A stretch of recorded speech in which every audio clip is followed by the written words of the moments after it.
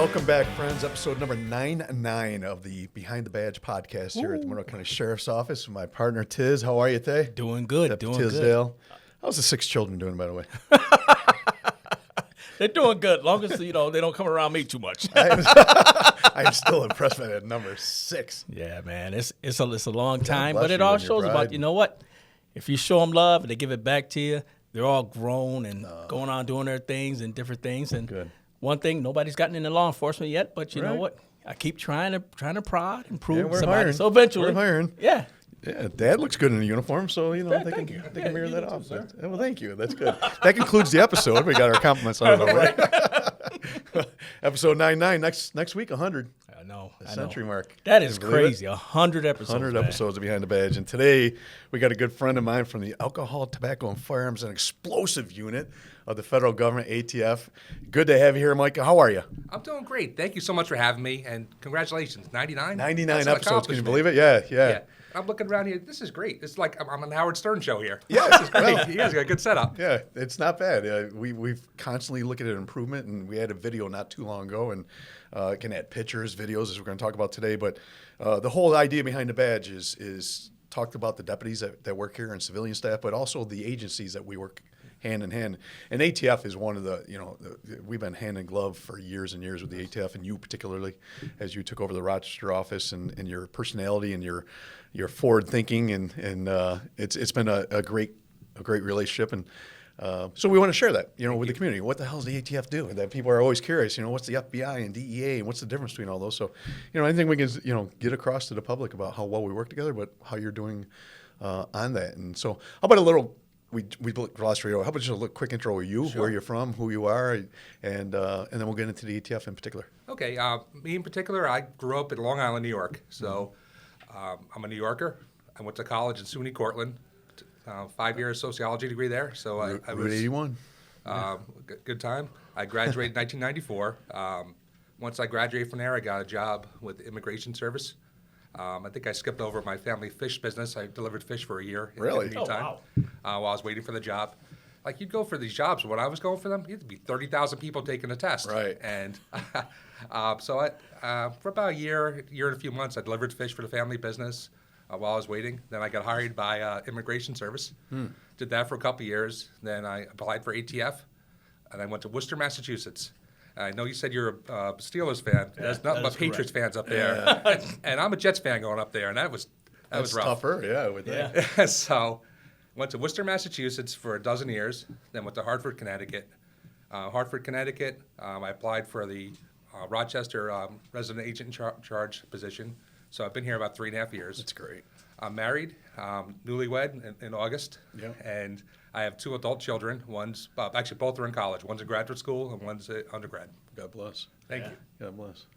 And if you were going to describe, if you're going to describe the ATF, so people, these 3-letter acronym, initial federal government agencies, FBI, DEA, ATF, people are often confused by them. But why don't you just give like a 30,000-foot overview? What's the ATF do for a living in general? Sure. It's pretty simple. We fight violent crime. Right. Whether it be firearms, explosive, or arson, we're fighting violent crime, and we want to make the community safer place. That's awesome. We focus on the people pulling the triggers that are doing the shootings and homicides in the community, and take them out, put them into federal prison. Great.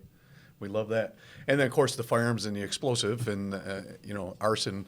We had Holiday Inn fire back in 1978, I think, in my memory, from years and years ago. We brought our ATF partners back in when I was a chief out in Greece. They have such expertise in these things, whether it's arson or firearms or explosives, that it was amazing just listening to these guys talk about your craft and how well they're, how deep they're. But here in Rochester, we're fighting firearms. We got a prolific problem with gun violence and illegal gun violence, and so that's where our relationship really develops. There is collaboration on that. Yeah, what is the history of the ATF in Rochester? So it started off 25, 30 years ago. It was just a satellite office of Buffalo, so it's only a few agents here. 25 years ago, it became its own office here. And so about 20 years ago, along with local agencies, the Sheriff's Office, Rochester Police, we formed the Violent Crime Task Force. And for the last 20 years, we've had a downtown office and been working out of there fighting violent crime. And the task force is pretty prolific. I mean, they get it done. They go after the worst of the worst, gun runners, gun traffickers and put those federal charges on them, which is simply amazing. Yeah, we have a lot of different agencies work with us. In addition to the sheriffs, we have state police, obviously Rochester Police, FBI, ICE. So a wide variety of agencies work with us. Yeah, and you know, we've talked before on the show with many different guests about reforms to criminal justice, and we're not able to detain people with illegal firearms. You know, we got people walking around 2 or 3 charges in a year with illegal firearms. So we really relied in the last 6-7 months on you know, a gun arrest in the middle of the night. The call's coming right to your agency, right, to you sometimes, and you're screening that call with someone sitting in the backseat of a police car after a foot chase and car chase and guns flying, and you're screening that job right off the bat. If we can possibly detain this person and get them off our streets, obviously they're carrying a gun at 3 o'clock in the morning. Something bad is really going to happen, and we weren't able to do that. And it's amazing how this program has progressed, where you're literally being woke up almost nightly sometimes. Yes, including last night. Yeah, yes. Which is good cops out doing police work. Right, Yes. and then also good collaboration just to keep the community safe. You know, we don't want to lock people up before they're convicted of a crime. You know, we believe in our Constitution, but we know some people are dangerous in our community, right? And if you're carrying an illegal gun at 3 o'clock in the morning on Clinton Avenue, you probably should at least get a timeout, as my dad called it, right? And sit down and let's intervene in your life, right? Why are you carrying that gun? But slow that whole process down, because it's a cycle of violence that is out of control. And so our federal partners, I think we have 41 this morning, I think, in the Monroe County Jail, and there's other people detained other places that we're able to put federal charges on. So thanks for getting up at 3 o'clock in the morning. I know it's not part of your job description, but No, actually it is. Fighting violent crime any hour of the day, 24 hours a day, 7 days a week, and working hand in hand with agencies like the Sheriff's Office. Yeah. I mean, I love working in Rochester. Everyone works together well here. What made you gravitate toward that supervisor role? You know, I mean, it's that big step, and like he said, you know, demanding of time, more time, and some resources. So I worked as a case agent for a while, and when I started, I was doing gang cases, conspiracy cases, firearms trafficking cases. Started getting into some work with some confidential informants. So from that was what I did when I was in Massachusetts. Then I got a transfer to Hartford, Connecticut. I started doing undercover work a little bit at a time, and then I started getting in. By the end of the time I was there, that's all I was doing. And I mean, there's guys that do long-term cases. I did a lot of like shorter-term stuff. I wasn't like getting patched into our biker gang, but I was still working biker gangs and doing a couple of buys here and there at different offices around the area. But it got to the point where I had a long beard, and it's a great picture. I grew it out for a long time. So it got grayer and grayer as time went. By the time before I shaved it off, it was almost all gray.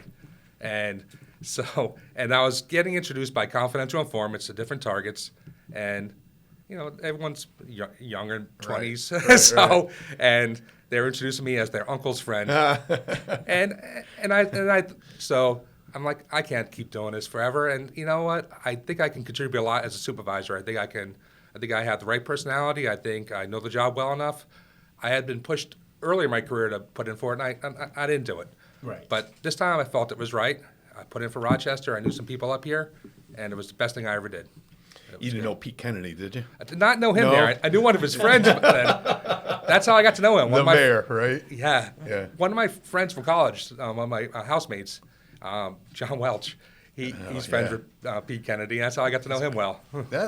You know, I heard that story before, and it's such a small world. Yes. You know, Welch and his brother, you know, was a great grease cop, and now Pete Kennedy, the mayor, a radio personality, and you, and we're all socializing sometimes. Yes. Like, how do all these people come together from Long Island? This is the beautiful part of our world, especially in law enforcement. It's so connected. And Pete Kennedy's a great guy, I tell you that. We're gonna the mayor. We got edit buttons, right? We can edit that out. Okay. We won't put Pete Kennedy's a great guy in the air. He doesn't want to. He'd be like, "Why are you calling me Pete for? It's the mayor." The mayor, right? The mayor.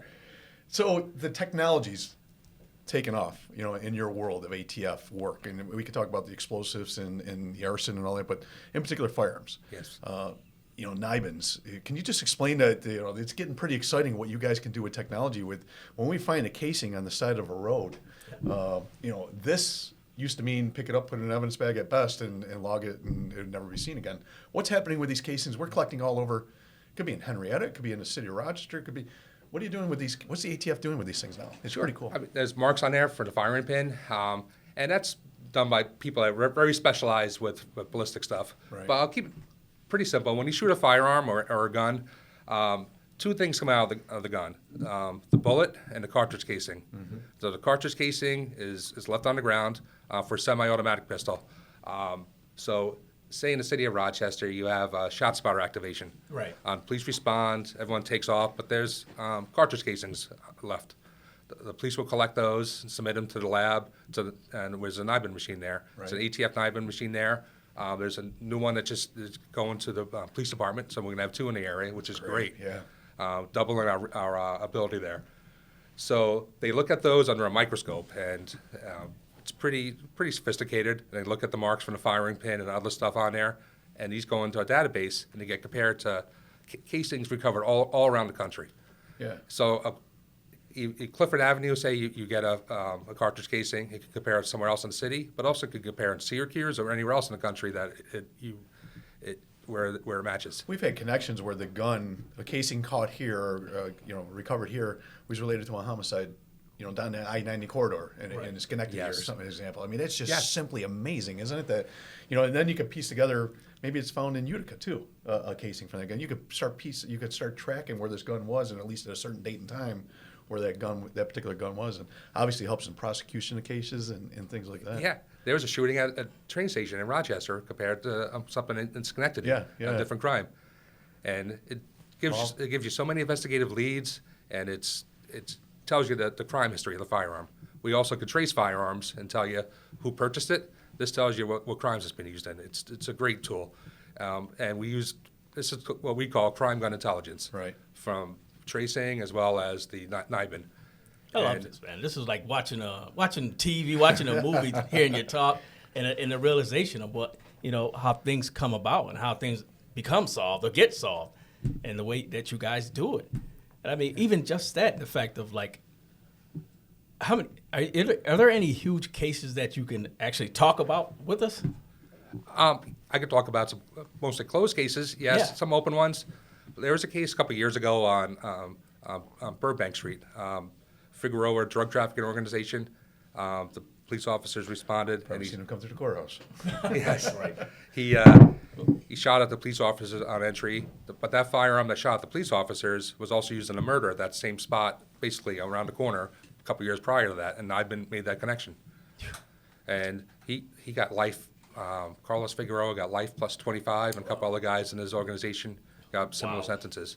Yeah, we may have had two individual crimes, very distinct, a homicide and a shooting at a cop, but then when you start piecing those two together with evidence, just like a fingerprint. I mean, it's like DNA from a gun, right? I mean, it's that accurate, and present that to a jury and to a judge. That just, as opposed to two individual cases, horrific cases, but now you're talking life. You're talking, you're never coming back. We can connect those two together. And we like to call it a ballistic fingerprint. Right. So we can compare these, and it's great for local agencies, great for us, and great for everybody. Yeah, absolutely. And the community also. We solve crimes that wouldn't have been connected any other way. We love the task force model in Monroe County, right? And you mentioned something earlier, and I can't let that just gloss over. Monroe County is different than other counties in New York State. Monroe County is different than other states.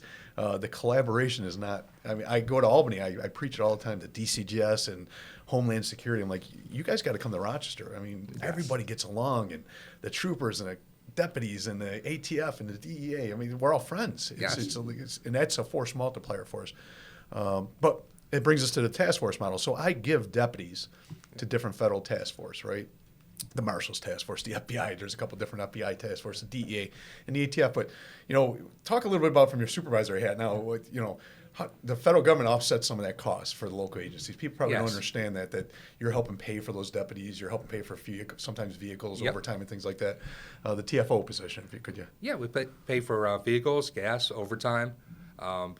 We constantly with training. Right. So if you assign a deputy to us, he can work with us for a few years and bring anything he learns from us back to the sheriff's office, and we can cycle someone else through, or keep the same guy with us, however you prefer. Right. And we give undercover police cars, and we pay for a lot of their equipment as well too. It's a great program you guys have. Just as we're talking right now, I have a couple guys on an airplane going out of state to investigate firearms trafficking. One of them's an RPD task force officer. ATF's paying for his travel. And his expertise of the streets of Rochester, he's worked the streets a very long time. Right. So that that's so valuable for us. We know the streets too, but not like someone that's worked the streets every day in their career in Rochester. So these Rochester Police, Monroe County Sheriff's Task Force officers are so important. And that's the force multiplier of a task force model. You're bringing that expertise, local government, local communities, local streets, right? And you're bringing the power of the federal government. Like, yeah, we can have jurisdiction in Georgia right now if we needed to, right? Yes. And we can go down and do police work because of the federal partners that are there. And then we rely on your expertise, like we mentioned earlier, with detaining people with illegal firearms in Clinton Avenue at 3 o'clock in the morning. It's a great collaboration. It's pretty amazing. It's powerful. Yeah. Tell us a little bit about the ATF's Project Exile. You know, Okay. what it means, because I'm sure people hear it, but they don't know what it means, what it's about. So it's evolved over time a little bit. It's actually 25 years now. I think one of the pictures we looked at earlier was we gave a plaque to Gary Mervis, Yeah, Gary Mervis. from Camp Good Days. He got called in 25 years ago by one of the federal judges, and violent crime was spiking. And he said, we got to do something about this. Some other cities are doing this program called Project Exile. So it's really a two-prong approach. There's monthly meetings with the community members that we still attend. I mean, it's been going on for 25 years. That's an accomplishment. Wow. And there's also, what we used to have was weekly meetings with the federal agencies, U.S. Attorney's Office, DA's Office, Monroe Sheriff's, RPD, State Police, and we would review all the firearms arrests that came the previous week. So that was the standard till last summer. Violence started spiking again, and as time goes on, you have to adjust a little bit. Right. You can't just have the same model. So we had some meetings. We established an ATF duty roster where if there's a gun arrest in the middle of the night, we get contacted right away. We evaluate it. And also the U.S. Attorney's Office is on board with that. And this is a tremendous U.S. Attorney's Office you guys have here, because I don't think other places I've worked, they would have had the buy-in that these guys have. Mm-hmm. Very dedicated. So we're not the only ones getting woke up at night. RPD officers, the AUSAs are also getting woke up in the middle of the night. And these guys are great. They will make a decision right away, and they take a lot of cases here, a lot more than any other place I've worked, I'll tell you that. Yeah, and that attitude comes from obviously Trinity Ross in the Western District of New York, but the local office, those guys, they're pit bulls when it comes to prosecuting. But on the other side, they have such a great relationship with the local district attorney, in Sandra Dorley. It's not an us, again, going back to the collaboration, it's not an us versus them. Traditionally, I'm sure you've experienced in other states, it could be an us versus them between state prosecutors and federal prosecutors. And here it's just the opposite, like who's got the best game in town for this particular case, and we'll go that route. There was a time in one of the offices I worked at, if a guy was arrested on the state charges for firearms, they would never give up the case to the federal government, no matter what the circumstances were. We could be looking at 15, 20 years on someone, and they wouldn't give it up. Right. And, not here. That's not the case here. That's great. But these other, it's not productive that way. And I'm not saying you have to take every single case, but there has to be some dialogue. Well, let me just, before you jump into this, let me just clarify that, because you can't take every case. Yes. And I'm going to go on my pedestal or my soapbox here. We're using the federal government to replace a void in New York state law, right? When we're detaining people for firearms, we're calling you and waking up at 3 o'clock in the morning because we can't detain them with New York state law. And to be very clear, you guys aren't designed for 400, 500 cases a year. You're designed for those unique, specialized cases, those big, long-term investigations, if I can speak on your behalf. It's kind of like using the FBI for every petty larceny. That's, they're not designed for that. They got expertise and powers that we don't have. But I think that's very important, that we can't sustain waking you up every day for years and years and years to come. And every case stands on its own merit. Yeah, exactly. And it's not solely just to replace bail reform or anything like that. Right. That's just part of what happens when we evaluate these cases and take them a more immediate thing. It's a side effect of it. But they're taking some, RPD and sheriffs are getting some really dangerous guys off the street, and we're so glad to help out. How does the Monroe County Sheriff's Office fit into the violent task force, with ATF? So there's ATF offices all around the country. My geographical area is 9 counties. Monroe County is the biggest one of the counties I have. And by having someone from Monroe County Sheriff's Office on our task force enables us to work together with someone throughout the entire county. It's a force multiplier, like you said, and it's very important. Otherwise, Yeah, we could still work in the county, and Sheriff Baxter's guys would be more than happy to help us out, but it's so much easier to have someone in the department Right. to communicate like that.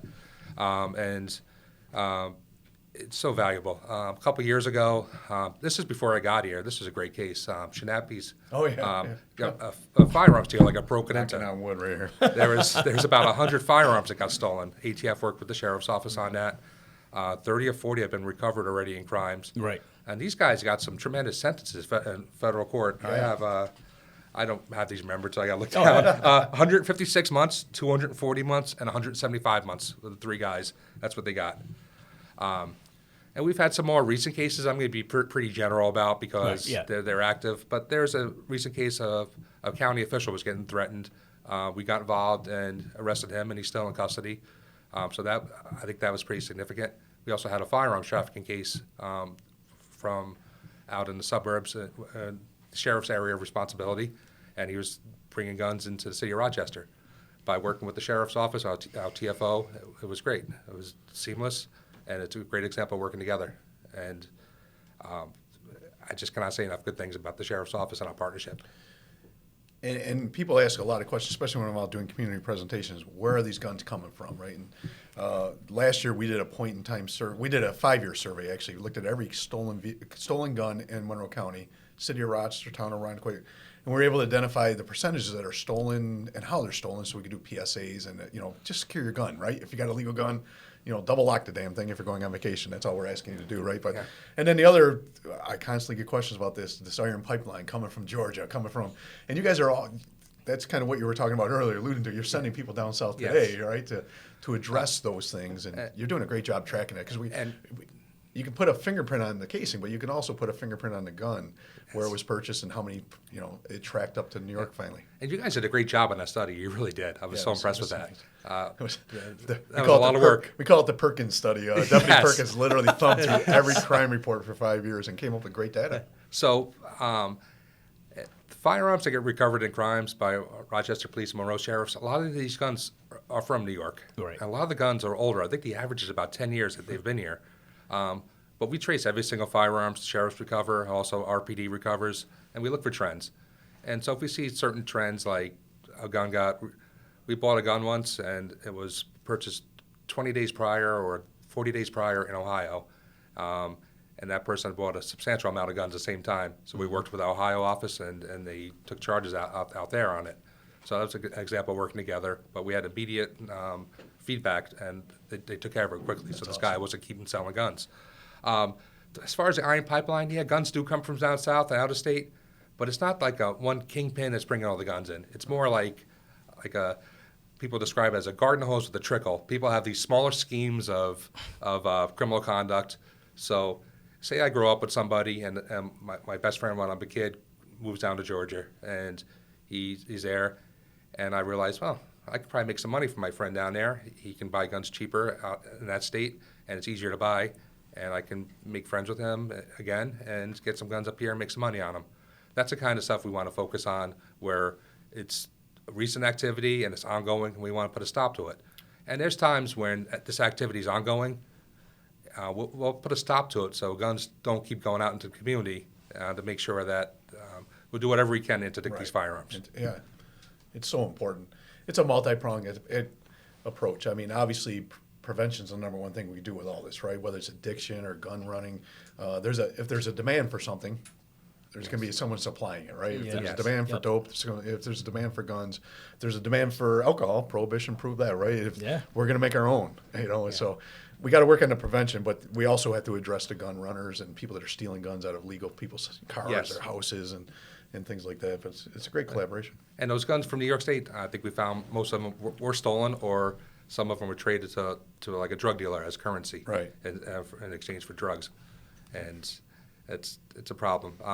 But yeah, most of the guns are actually from New York, and I've been here for a long time. Yeah.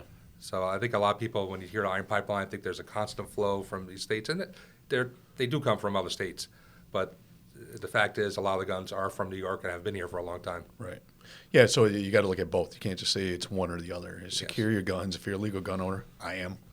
I love it. And but be responsible. Double lock that thing when you're not currently holding Yes, it, right? right, And right. and if there's guns coming from down south or any place else, you guys are addressing it as we speak today. And we promote responsible gun ownership. Right. One other thing people should do is keep track of what your guns are and your serial numbers. Yeah. In case your guns get stolen, you can have a record of it. So say I have 5 guns and someone breaks in my house, steals my safe, Yep. and whatever guns are in there that they take, at least I have a record of the gun so I can tell the police this is what's going on. Because there's been so many times when we followed up on guns that get recovered, it turns out they were stolen, but the person didn't have the serial number, so they weren't reported as stolen. I love it. Follow the breadcrumbs. You know what I mean? I love it. I love it. Yeah. Well, what's an ordinary day consist of a person in your position? Well, every day is different. I mean, I'd never had a day like this. I tell you that. Coming here for a podcast. So I come in and we have a task force that has over 20 law enforcement officers on it. So I just check in with certain things that are ongoing. If there's an operation where we're doing a controlled purchase of a firearm, an undercover purchase, we'll make sure the operational plans get out there and we go out to the field and do that. I'm talking to my front office, and so there's administrative responsibilities too, Right. which It's fun. It's always fun, but it's an important part of the job. We just want to make sure we're accountable to the public, so the administrative part fits right into that. But we also have a lot of proactive stuff going on. I'm not going to get into detail, obviously, but Right. People don't see us out there every day, but we're out there every day doing our job. Well, it's been great having you. It's been great sharing what the ATF does for our community in particular and the country as a whole. And we're about ready to jump into the no Miranda zone. The no Miranda zone means, Miranda, obviously. You have Yes, a right to remain. obviously. This is no Miranda zone. You don't have a right to remain silent. You must answer my questions. I'm the sheriff, and you're on my podcast. So we just badger you with a couple questions to see where it ends up. And, Sure, whatever you need. And, but while Tiz is digging through for a couple, Some good ones. so good.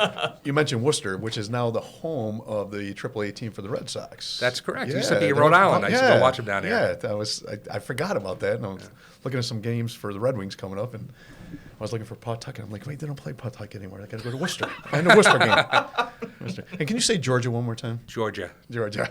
He loves my combination Long Island, Massachusetts accent here. What do you got, Tiz? All right. Give me this. Favorite quote or mantra you try to live by? Let's see. Treat people how you want to be treated. That's what I do as a supervisor. I treat my guys like the way I would like to be treated. And hopefully the guys agree with that, but I do try to be fair, and that's Like that. That's awesome. Yeah. Favorite book? I'm a little biased right now, and I'll go give a plug out for one of my friends. A book called Riding with Evil. A guy I used to work with at ATF went undercover with the Pagans, got patched in, wrote an excellent book. Yeah. And he just wrote it on sale for a couple months now.